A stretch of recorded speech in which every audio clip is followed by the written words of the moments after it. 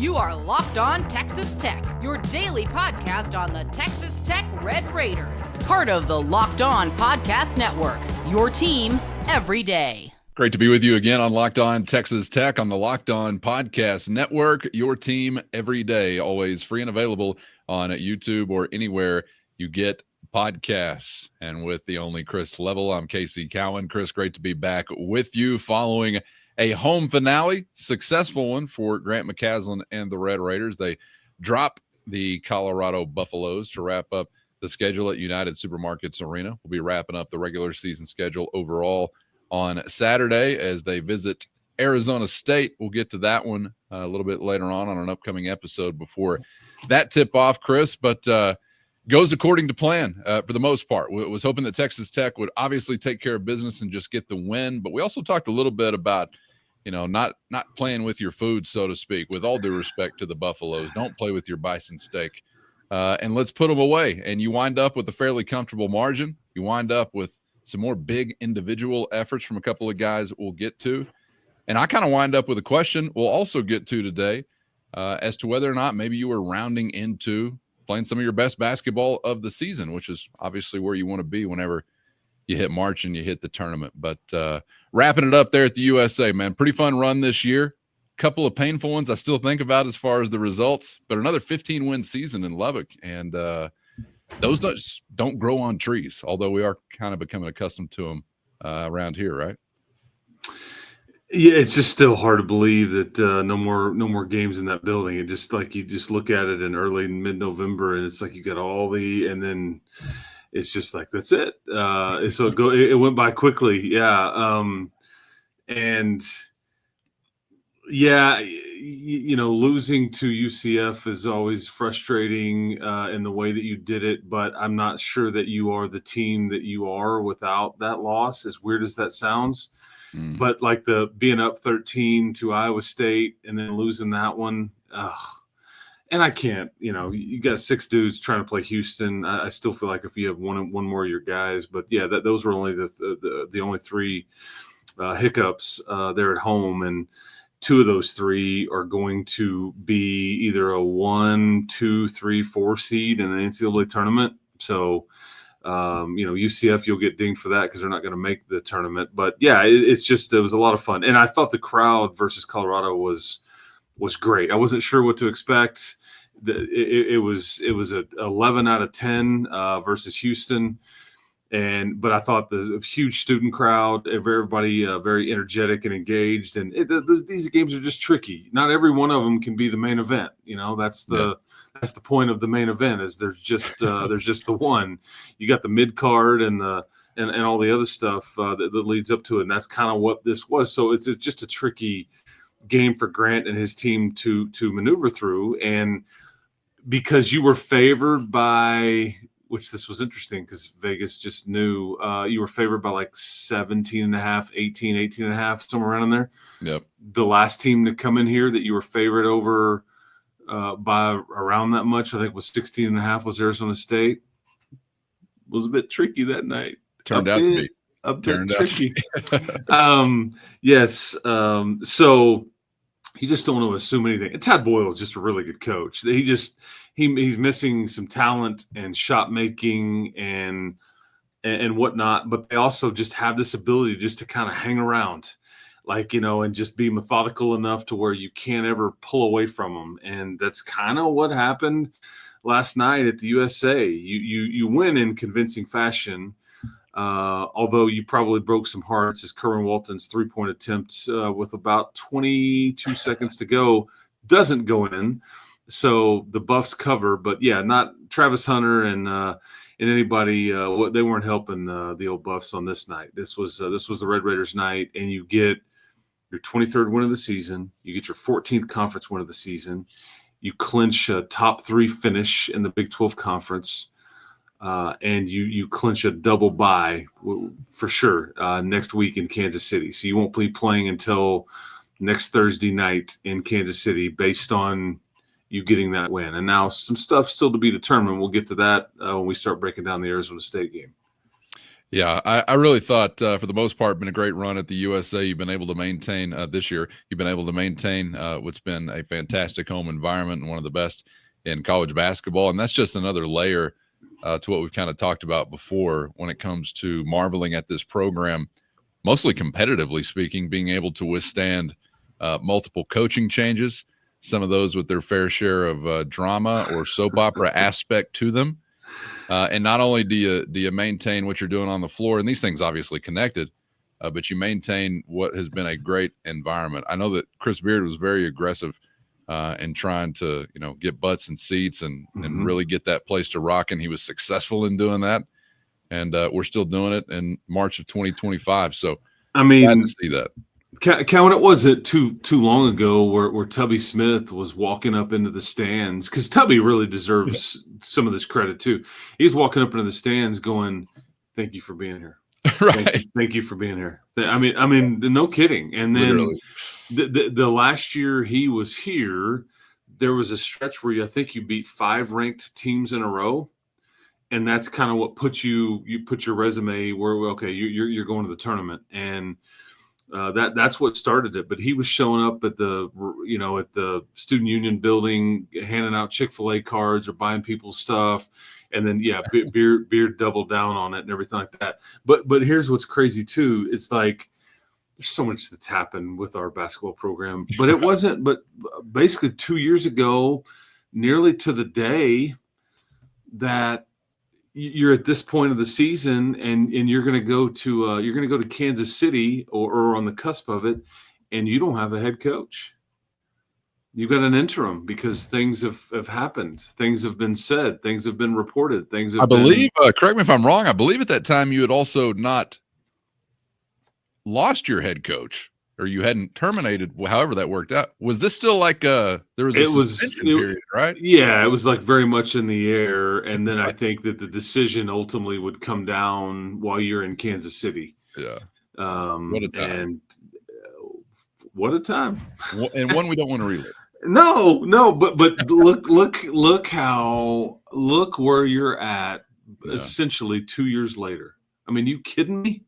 If I utter these words to you, and we were doing these shows at that time in that time frame, and if I tell you, fast forward 2 years, not only have you hired stability, you've hired great coaching, you've hired a great fit, and you're top 10 in the country, and you're on the cusp of a 2 or 3 or 4 seed. You're just not. You're going, okay, well. But that you got to squint pretty hard to envision that, and that's where we are right now. And I mean, well, and a credit to those who have made that possible, because it's obviously guys like Kirby Hocutt and all the leadership as part of the university, but it's also the guys that I think were well resourced and very well motivated to continue to spur this thing along, because you have all of that weirdness, high strangeness we're talking about.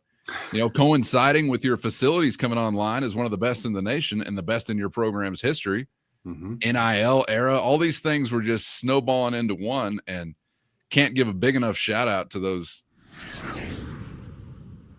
First, today's episode brought to you by Supply House. Get the supplies you need from the site made for skilled trades with Supply House. Whether you're in plumbing, HVAC, or electrical work, Supply House is the reliable way to order products online. And their easy-to-use website is packed with helpful resources and the latest product info to help you get the job done right. Plus, with a complete inventory of over 200,000 parts from more than 400 top brands, you're going to find exactly what you need, delivered fast from coast to coast. Need help with an order? Supply House offers expert support and industry-leading service, so you'll always talk to a real person. And for trade pros looking for an extra edge, their free Trade Master program offers exclusive perks like a dedicated phone line, free shipping, and discounts on every order. Thousands of skilled professionals are already taking advantage, and now it's your turn to take your business to the next level. Join the Trade Master program today at supplyhouse.com/TM. That's supplyhouse.com/TM, and start ordering plumbing, HVAC, and electrical supplies with only a few clicks. Plus, use our promo code SH5 for 5% off your first order. That's SH5 at supplyhouse.com. Can't give a big enough shout out to those just at the end of the day, Red Raiders and Red Raider fans and supporters who really, I think, spurred this on. We made a great choice in the head coach, and he obviously plays a huge part in this. But I think some of those guys whose names we really don't even know, some we do, but some we don't, Chris, were also a large part as to how you kind of weathered these storms, and then went out and rebuilt great rosters. And then again, we know what we were doing from a facility standpoint, but it took a village, right, I guess, to get this thing back here in 2025. And I would be willing to tell you this as we look back, but I guarantee you we knew it was a big deal, but I don't know if we knew what a big deal it would ultimately be. And again, there's chapters to this story being written, and this book is not finished yet. But when you find out, last May, June timeframe about JT Toppin, he's still in the play. Okay, well, I guess he's going to go to Texas. Okay, maybe he's not going to Texas. Is he really going to the draft? Okay, he's committed to Texas Tech. I mean, are you thinking at the time that's the Big 12 Player of the Year? Because that may be what you added at the time, and I don't know if we would have envisioned. I was thinking at the time, I don't know if I've ever heard more about surefire NBA talk around a guy that's become a Red Raider before we had even really seen him. So should that have translated to Big 12 Player of the Year expectations? I don't know, but that's what I was thinking then. Was like, man, I don't recall a dude that people were just like so much, betting so much or so certain on his professional future. And then as we live out the first couple of months of the season, I mean, you're probably going, okay, I see some of this, but I mean, it's not like surefire is a strong way to phrase it, but surefire was right. He's firing. Sure is. I mean, but what you did to Colorado is, and really this is good. This is kind of the recipe, although I think we see different paths around this, like going to win at Houston without said Big 12 Player of the Year, which that may be somebody that's votes for somebody else goes, hey man, their biggest one of the year, he didn't even play. So how can I, whatever that may be, like in the pro and the con list. But if you are able to hit threes the way that you are doing, and then get the paint or the post presence together, I mean, and you're asking for a lot, because poor Tad Boyle, I think, wanted to get on that plane quickly and take his group back to Boulder, because 16 threes, and then you watch a guy drop a double-double on you to the tune of 30 and 14, right, and you're fouling him and you're putting him at the free throw line at the rate that they were, and that's a lethal combo there. And again, back-to-back games where 7 different players drop a three-pointer in the old basket, and that is some kind of salty here now. Well, let me ask you then, because we're talking about this recent run along those lines. Do you, and this is very subjective, but do you feel like Texas Tech as a team is playing some of their best basketball of the year? Is it a little too early maybe to say? How does health coincide with that also? What do you make of that part of the game? There have been some stories written, and there was people that maybe listen to this show, because I try to pay attention to everything that's going on out there, not just with the Red Raiders or just the Big 12, but there is a story out there by Ken Pomeroy that he came up with this formula years ago, and the NCAA was like, "It's pretty good. Let's adopt it." Well, anyway, he had a story out about the SEC being overrated, and the premise of the story was, have some of these teams peaked? Have some of these teams, like, they've reached their ceiling, and then there is no more to grow, and so you don't know what you're going to get when you get to the tournament, because there's only one way to go from that. And I don't, as we localize that, I don't know if you're playing your best. I think that we have seen you play really good, but then it's not, you look, like back to the squinting analogy there, you kind of squint a little bit, and you're like, man, you didn't play very good in Fort Worth a couple of weeks ago,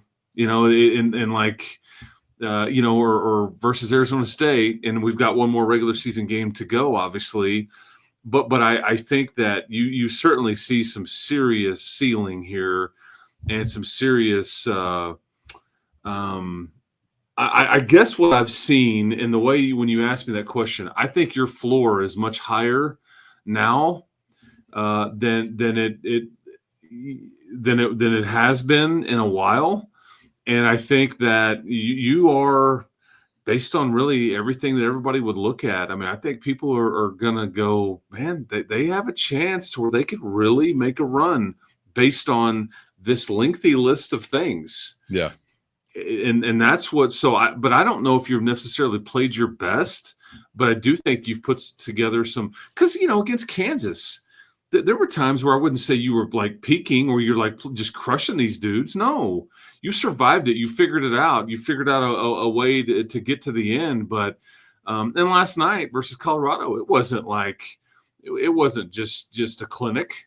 I mean, you're and so I think that's in a way that those are good, because Grant keeps his thumb on these guys, and all he wanted to talk about to me afterwards were, it's the defensive plays that I appreciated, but it's also the defensive plays that we weren't making at times that was very frustrating to me. Yeah, everybody talks about the made shots and this and that, but our transition defense has got to be better. We've got to be better, guarding the post. But I love the fact that we've got some guys diving on the floor and making some different plays and creating some turnovers. And so he's still living in that defensive-minded world. And that's because right now this is what the coaching job is. It's about managing these days and these ceilings and the floors and the mix, and keeping your guys' minds and where their feet are in that particular moment, in that particular day, knowing, dude, you could still have 5 weeks more to go here. And we keep talking about getting to the end, but you still could have so much more room to grow, to answer your question, Calvin. I like the sound of that then, because you're a pretty good looking dude right now, and you still got room to grow. You're still a growing fella.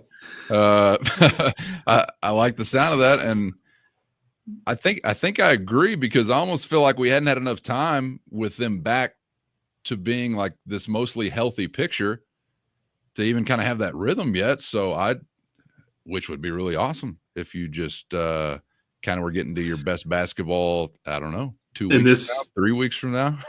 This is why not playing that extra game in Kansas City is just, to me, it's just massive. Because as you look at it right now, and we've got one more round of games to play that could alter this a bit, but you could be theoretically, if the seeds hold true, you could be looking at that game on Thursday night against like a Baylor or a Kansas. Again, won't be easy, but like you're not crushed if you don't get it done, and then you don't have to fiddle with whatever silliness everybody's fiddling with on a Wednesday. You know what I mean? We're not looking to do any extra fiddling out there.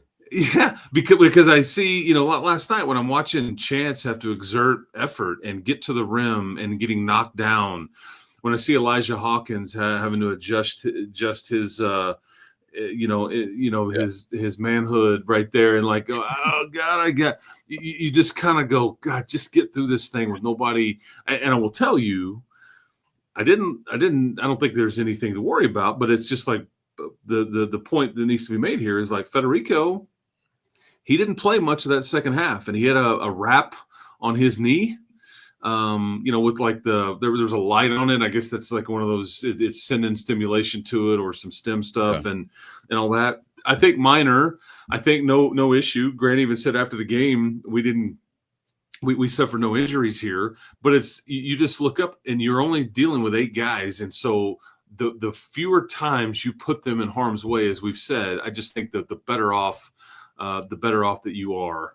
And so now, it's just one less situation you've got to maneuver your way through, and you got through the Colorado game unscathed. Hopefully Fede's okay and all that, but then you don't have to play until next Thursday night in KC. And I just think those are big. Yeah, no doubt. Hopefully you finish it in the right way on Saturday. You finished your home schedule in the right way with this win over Colorado, and looking to keep the good times going, but plenty adventurous whenever the Sun Devils visited West Texas. So we'll see what this one holds as the Red Raiders return the favor in Tempe, Arizona. We'll get you set for that matchup on an upcoming episode, so hope you'll join us for that one. Appreciate you being out there for this one. As always, get subscribed on YouTube or anywhere you get podcasts so you never miss an episode. Chris, appreciate your time as well, and we will reconvene to get back to hoops and plenty more before the week is done. So we'll see you then. Yeah, man. If you were a golfer basically against Colorado, you parred the hole, and there's nothing wrong with that. So that's good. But yeah, we'll talk to everybody next time. I'm looking for another par on Saturday night there in Tempe. Ain't nothing wrong with parring that hole. So we'll see. We see you, Ludwig Oberg. Yeah, just trying to bring it all together. But yeah, guns up, and we'll talk to everybody next time. I've often dreamed of finding out that there's nothing wrong with a par. There's I'm not living in that. There's nothing wrong with a bogey life, which on occasion, I've experienced that. I can tell you from a lot of experience, there's a whole lot wrong with double bogeys and beyond. Just a note to wrap up the program. All right, Chris, appreciate you, man, and appreciate everybody for being out there as always. Of course, shout out to the Everydayers and the Matador Mobsters as well. Hit the show notes, find a link for a free 14-day trial. If you're interested in joining the Matador Mob, that's your direct line to Chris and myself with one-on-one text straight to your phone. And coming up next time around, we'll be diving into that Matador Mob mailbag. So hope you'll join us for that one. For Chris, I'm Casey. Thanks for the time. And as always, we hope to see you back for the next round on Locked On Texas Tech.